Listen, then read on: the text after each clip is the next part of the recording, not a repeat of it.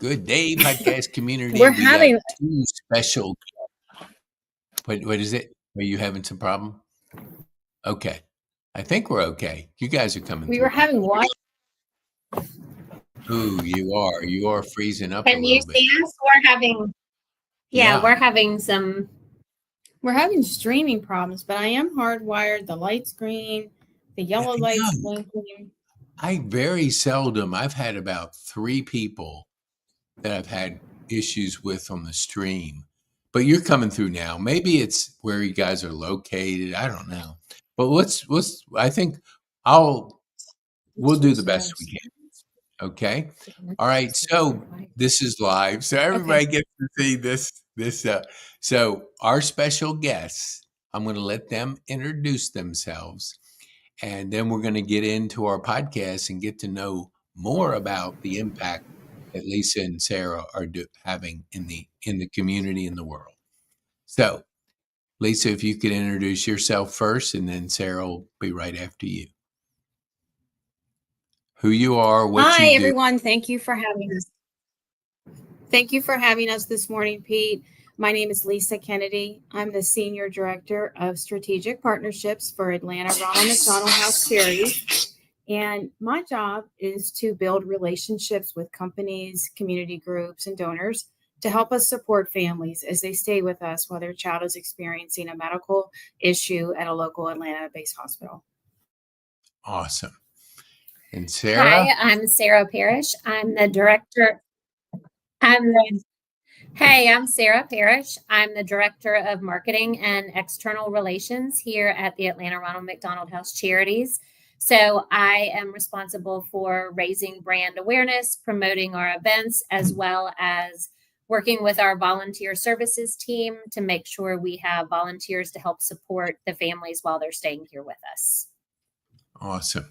I'm always amazed at people that are making an impact in the community. What got them interested in that? So Lisa, you first, and then we'll go to Sarah. How did you get involved with Ronald McDonald House, and why did you get involved? So I've been with Ronald McDonald House for almost 2 years, and my story started about 15 years ago with a friend of ours that had a serious brain injury. And I saw the journey that this family experienced over the course of 25 months and the community of support that they were offered them in their recovery, for the path to recovery. So I believe that every single child should have access to healthcare, and that where they stay for this long-term period shouldn't be a barrier and a reason for them not to receive care. So I believe in the mission. I also believe, and I've seen firsthand, how much you need a community to help you get through it. Mm-hmm. Ooh, I love that. So Sarah, how did you get involved, and why did you get involved? So I've been actually on staff for about 2.5 years, but I started volunteering at the Atlanta Ronald McDonald House about 12 years ago when my oldest daughter was a Girl Scout.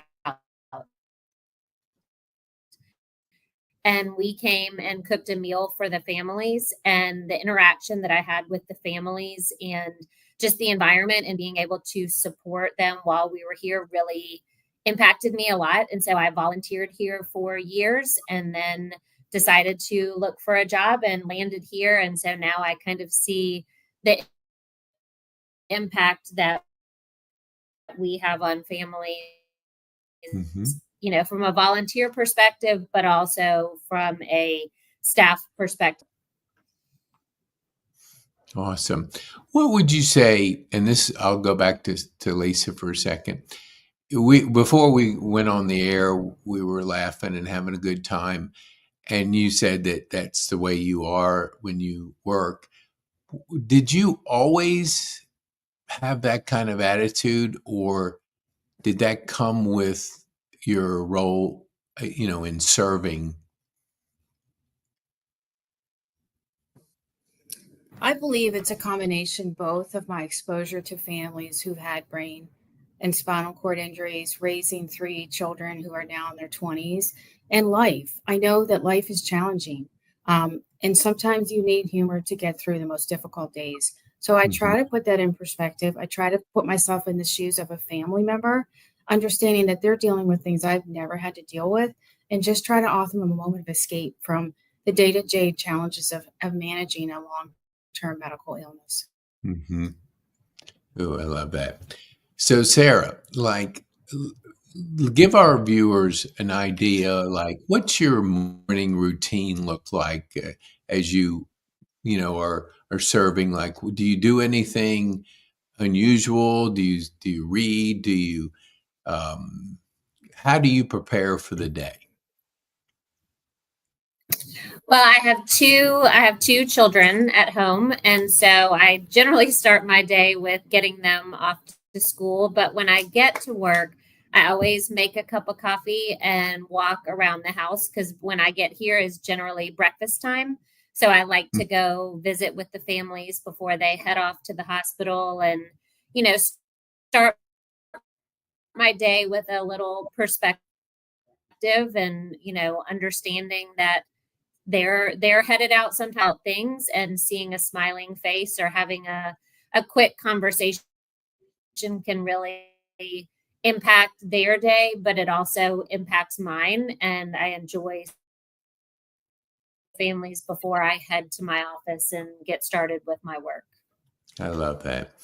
So, Lisa, when you are like, do you a good attitude usually just doesn't fall out of the sky. People have to kind of work on it because life is challenging and approaching it with humor. I totally agree with you. Do you read anything? Do you listen to anything? Have you ever listened to my podcast? No, I'm just joking on that. But what do you do to keep your attitude like we've been talking about?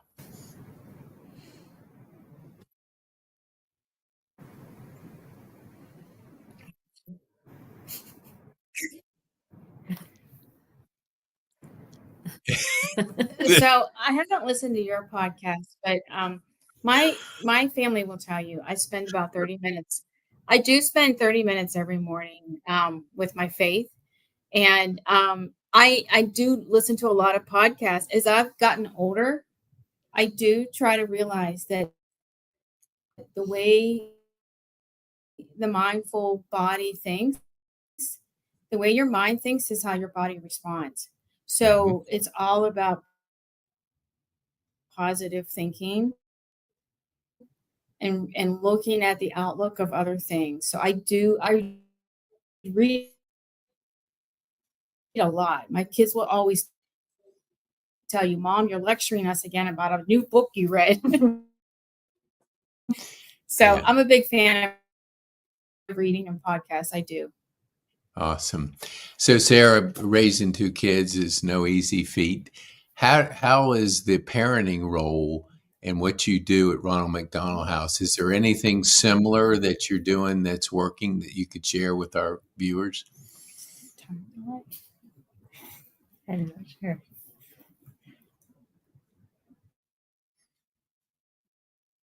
Oops. There's a pause there. Are y'all hearing me? Can you hear us? A little bit. There is something. There's like a delay. Like I asked that question and y'all didn't respond. So I'm wondering if you're hearing me. Like let me repeat and let's see if it works. So Sarah, raising two kids and your role at Ronald McDonald House is they're both challenging.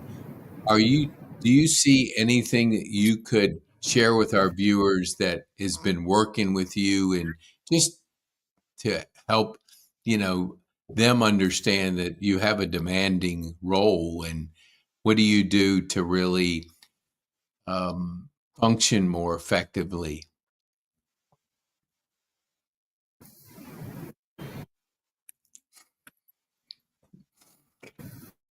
We're definitely having some challenges with some audio. I think the best is to Turn off the video. Maybe. Yeah. Turn off the video. Let's see if that makes a difference. Someone told me this. Turn off Yes. the video. Okay, can you hear us? Yes. And Okay, hold perfect. on a So second. Okay, go ahead.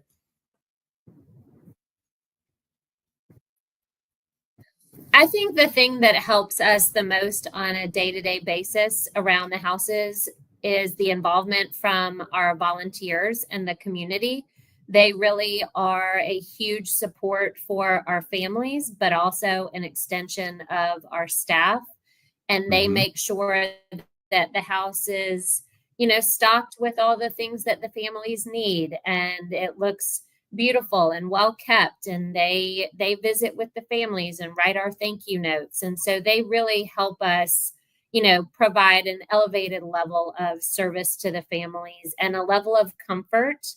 And so Hmm. I think that is really the community helps us you know increase our level of service for our families because they're such a huge support to us. That's awesome.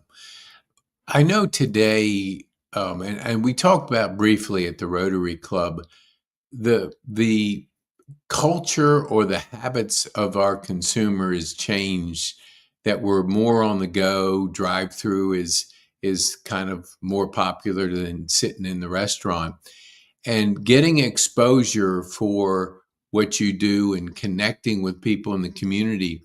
What is the challenges that you're facing now with getting Ronald McDonald and the mission to the people that are on the move? They're going through a drive-through. They're in a hurry.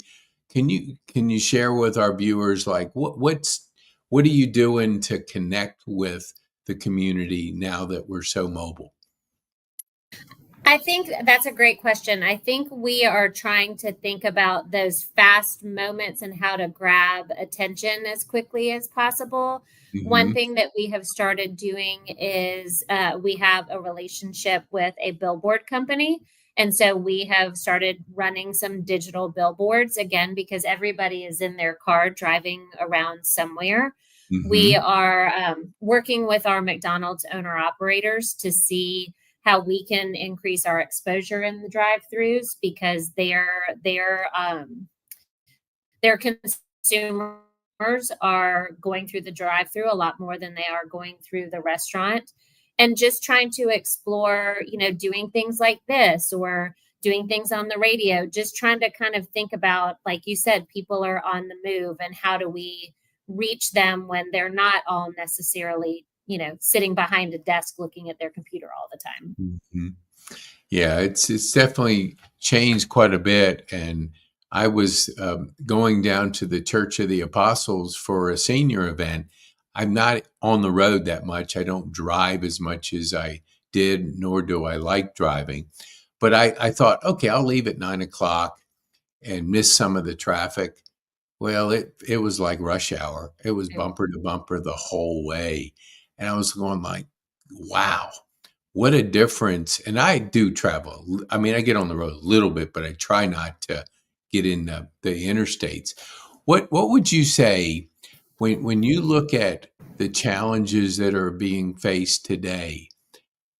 How are you, if you could, Lisa, just expand, like, how are you reaching the people that you want to reach, that get emotionally can emotionally connect with people out there? Because people love to serve, but if they don't know about you, it's hard to know how they can serve and help and support the families.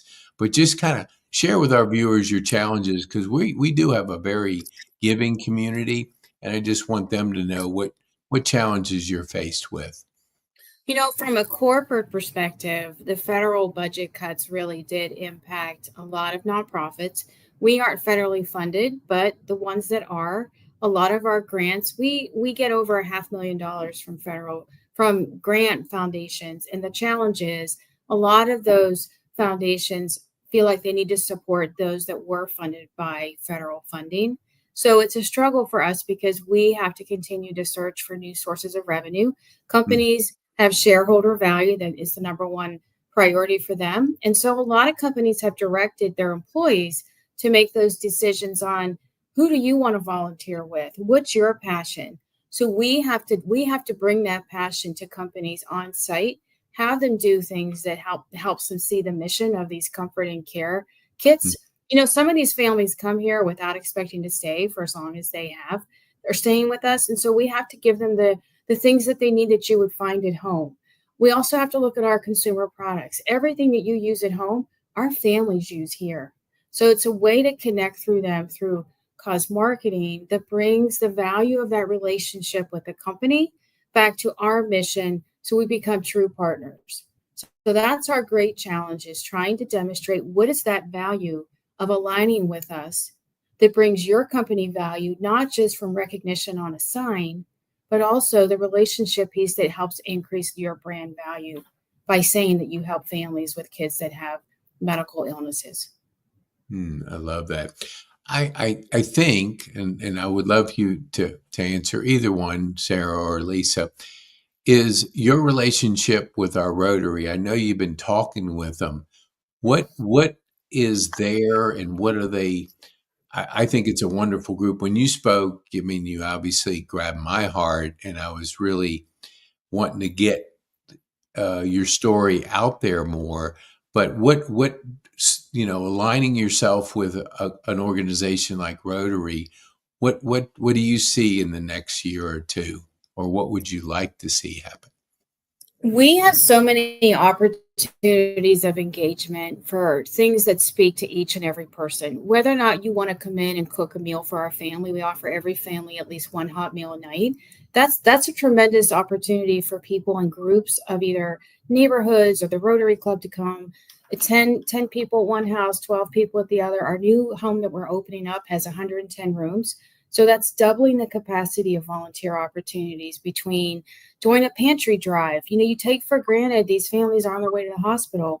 They don't have time to make breakfast, but having a breakfast bar available or a snack bag when they come back from a very long day with kids that are tired, that helps, bring it back to here. This is something that someone else thought about to help us. So between the pantry drives, we do a holiday shop so that our families have an opportunity to get comfort and care items, holiday items for their families in December, because they don't have time to go think about other people. They're thinking Mm. about their child. So we have those opportunities. We have people that want to do the fundraisers, the car washes, the lemonade stands. So many opportunities. If you can think of something that speaks to you, we can make it happen. You want to do a 5K, you want to do a fun run, you want to do bingo, we will help you get it done. You just let us know and we'll work through the process of getting you the platform to promote it and getting you the support with volunteers. Oh, I love that. We I went to Rotary, I guess, about almost a year and a half, 2 years ago. And I had been in Rotary 25 years ago, but I was at an event and a lady mentioned Rotary, and it happened to be really close to where I lived.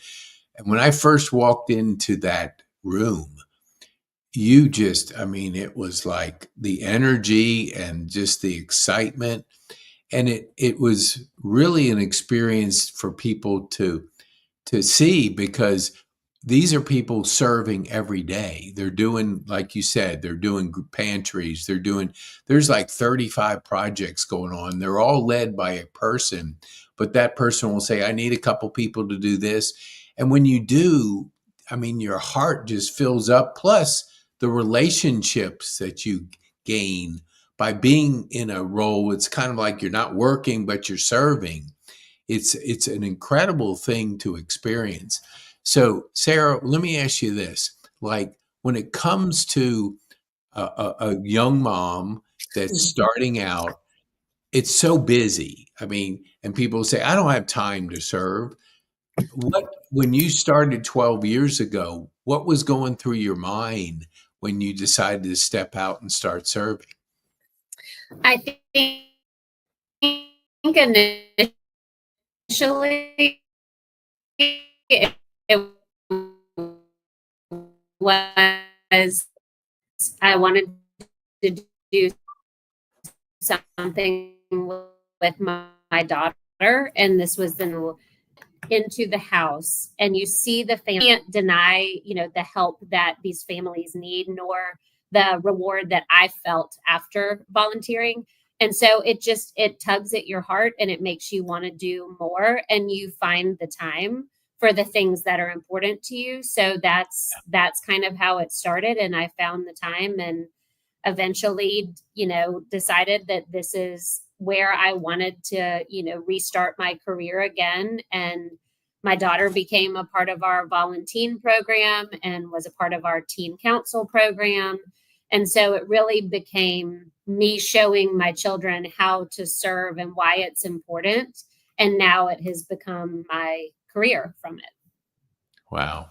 Yeah, that's I've heard similar stories, because once our kids see the benefits just filling the heart and just pouring out in service, it is contagious, and exposing your kids to, that journey, that start of that journey of serving, it does kind of get in your blood, or it gets to where you see such benefits from it. You'll rearrange your schedule, because we all have 24 hours, and how we use them is just how we set our priorities. Like you said, we prioritize. Let me shift for just a second. So Lisa, when you're not serving, when you're not making an impact, what do you like to do for fun? What keeps that smile on your face? Oh gosh, Pete, I am growing every day into new hobbies. So I pickleball's my new thing. I've been golfing every Sunday. I'm a big exercise fanatic. I mean, if I don't do my 45 minutes at 4 a.m., I feel like I've just wasted my entire day. So I am so into physical movement. While I still am able to do that, I'm acting like I'm not able, but as I've aged, I realize how important it is. And like I said earlier, I do a lot of reading. There's so many things out there to read that you gain knowledge and perspective, that I think it's important as we age that we see things from other people's viewpoints. Yeah. My kids also keep me very grounded and Mhm. reality check. And they remind me daily how sometimes my viewpoint from 30 years ago isn't today's viewpoint. So I've learned to adapt to the new world. It is a changing environment. Yeah, I love it. Now I remember when you said 4 a.m., we texted one morning I know. pretty early, and I said, I know. I don't usually get a return, and I'll know that when I text people early if they've put their phone on silent, and I always tell, and if they say, "Well, why did you text me there?" I really want to know if you have ways to put that phone, because the phone is such a distraction that if you're leaving your phone on to get a sound at an hour, you can't sleep good. But when I sent that text to you and you said it right back, I was like, whoa, there's somebody up this early like me. I know. My chronotype is a lion. So lions are people that are most productive from 4 a.m. to 9 a.m. So most of your day is finished at that point. And I've already have a whole list of things I should have gotten done by 9 a.m. that I normally haven't gotten done. So, it fills up the rest of my day. Yeah. Yeah, I do 3 days in one. So from 3:30 to 9:30 is one day, and then I have the next 6 hours is another day, and then I have the third part of the day, because 100 years ago we had 24 hours, but we didn't have electricity, we didn't have internet, we didn't have any of this stuff, but sometimes we still use 24 hours like we did 100 years ago. But we have so many things to help us be more whatever we want to be. So I'm a big proponent. I'm done by 1, and I just sit on my porch, make phone calls. I'll edit some of the videos just to stay creative. So Sarah, what does your morning routine look like? I know you may not be 4 a.m. like Lisa, but that's okay. No, What's it yours like? does not start quite as early as y'all start. Yeah. Usually I'm up by 6, and Okay. then it starts with getting my I have one daughter at home still, so getting her off to school. I do. Lisa and I will email early in the morning, but not at 4 in the morning. Hmm. And then I'm usually here at the office by about 8:15. And like I said, I always like to start my day with a little perspective of walking around the house. And, because one thing that you learn is, your hardest day and somebody else's hardest day aren't the same, but it's always good to start with a little good morning, a little conversation, Hmm. sometimes a happy thought or a story, and then really kind of get your day started with, this is why I'm here, because you see the families. And again, their hard day is probably harder than my hard day. So That's awesome. So I grew up dyslexic and ADD, so school was never fun for me, and I wasn't even a reader back then. But I've used AI and some of the new things, like I audio listen at 2x speed, and I'll AI the summary of the book first, and then I'll speed read it. And if you would have told me I'd be reading like I'm reading today, I would have said you're crazy. How are you using AI? And this is for Lisa. Are you using it, and how are you using I use it mostly for a lot of corporate research, trying to find connections of who is that person in a foundation. It is the best person to reach out to do a letter of intent. I it? also use it when I'm trying to find a connection within a company. I have used it to help me streamline some of my emails. My new goal is to find an agent. So my kids gave me that whole education on, mom, you need to get an agent. So when you create an agent in AI, they do the work for you. So if you know someone out there who's listening that would like to help me create an agent, I'd love to hear from you. Well, you've requested and we've heard you. My partner, I don't know if I told you, but he has a special, because of his journey with his son, has a special place in his heart for Ronald McDonald. Well, he has an AI agency. And Oh, he, okay. I mean, it's crazy because 3 years ago, he kept saying, Pete, how are you using AI? I said, I don't have time for that. I'm having a fun time doing podcasting. I don't want to get into that stuff. And he just kept pushing me. And when I did my first course 3 years ago or 2.5 years ago, I'm not like a writer, because I'll misspell, out of 10 words, I'll misspell five of them. So I never was a writer, and that was never my expertise. But I thought, okay, let me try this. And I was doing a course, and I prompted it, and I about fell out of my wheelchair because I got it in like 5 seconds. And this would have taken me 6 months to do. And now I continue to prompt it and put the voice to it. But I saw the power and the speed of it back. Now I use it 4, 5, 6, 7, 8 times a day, different ones, and it's all on the phone. But I went from a slow reader in the remedial class to now being a speed reader. And I would say AI helped me to accomplish that. So, Sarah, with being a mom, and you're younger than my generation, how are you using AI? Are you using it, and how are you using it? So, from a marketing perspective, it's something that we're working with our marketing committee to figure out what makes sense for us to use it and what doesn't make sense, because tone and messaging and our brand is very important to us, and we Mhm. want to make sure that we protect that. So, we're kind of in the process of investigating, because a lot of marketing is moving toward AI. So we're trying to figure out how that makes sense for us and how we still remain authentic with our content by also using vehicles that can make us faster.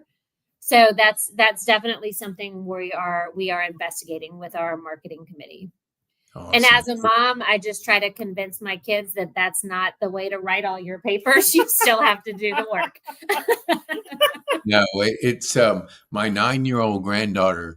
She nicknamed me AI Granddad. So, Oh. and short story. So I'm doing like, I have two people at work, and they use my partner's AI, and they're in the Philippines. So, language is not English is their second language. So there'll be times where they'll have to clean up some things and they'll do it through AI.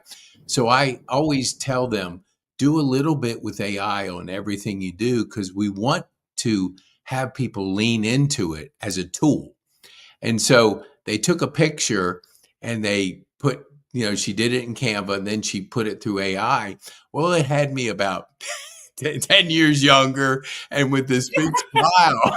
And so I sent it to my family and they made some comments, and I told them how it came out that way, because they know me and they know that I'm not that young. And so I said, well, I put a little AI in it. And so they sent me the cutest message audio. Hey, AI granddad. And it was just adorable to see them. So now I teach, because my daughter homeschools, and the school she hybrids with is over near Ackworth. So I told my daughter, I said, why don't you have me be the AI and entrepreneurial teacher for your homeschool? Because AI is a two-edged sword. If you totally depend on it, you're not thinking. So you have to use critical thinking. And so I'm going to attempt to help them move into an era that the world's going to turn upside down real fast. And they don't have the life lessons. Anybody under, I don't know, maybe 40, maybe 30, they don't have that life lessons that teach you that critical thinking, which is so important. So my last question, because I want to be respectful of time, I usually try to keep it at 30 minutes, but I love having you both on.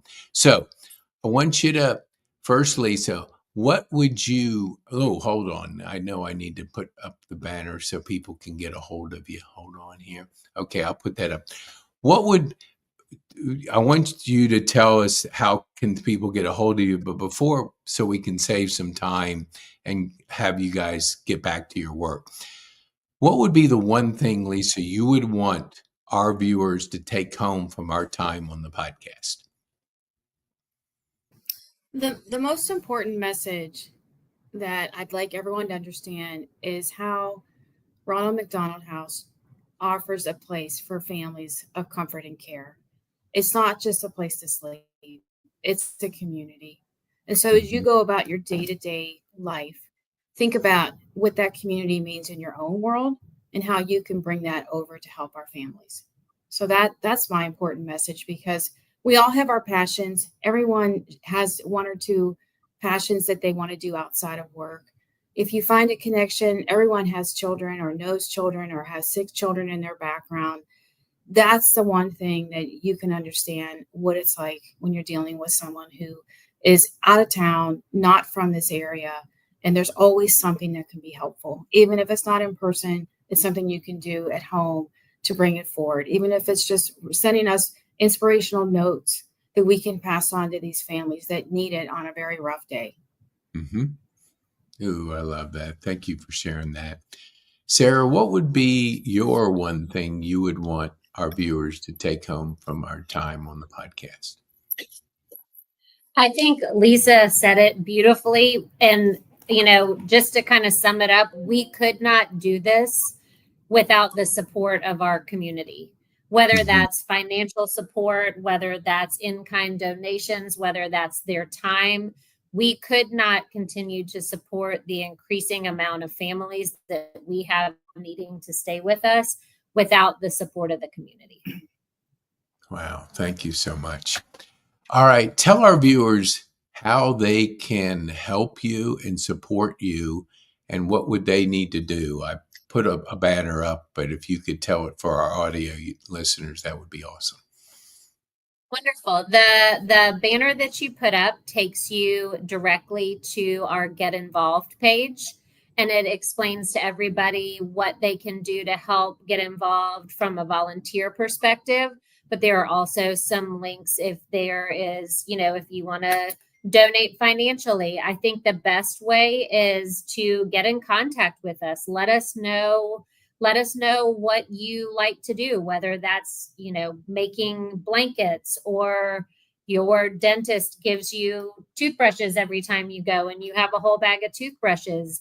anything that someone wants to do, we can find a direct link to what we need here at the organization.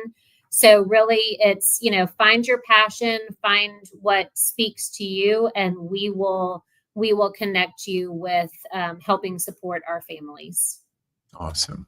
Thank you so much. I want to thank both of you for taking time out of your busy schedule to share with our community, what you're doing, how they can support you. And we do have a wonderful community. So share this with people that would want to hear the story and hear from Lisa and Sarah and what they're doing. So maybe there's somebody that doesn't know about what they're doing. And if you can share this episode with them, we can help spread the word and get more people to support these wonderful families. So thank you, Lisa. Thank you, Sarah, for being a guest on the podcast.